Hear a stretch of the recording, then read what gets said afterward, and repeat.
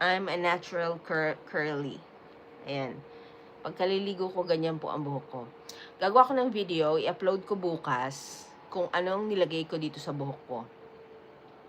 At saka kung paano ko ginawa. Actually, nilagay ko rito, sabihin ko na ngayon, since nanonood naman kayo. Nilagay ko rito is aloe vera.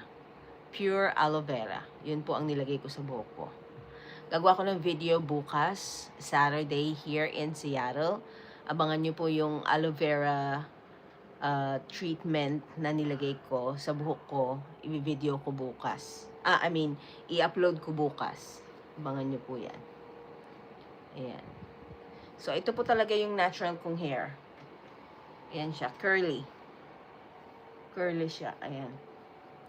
Ganyan ang natural hair ko. Okay. Ayan, o, diba?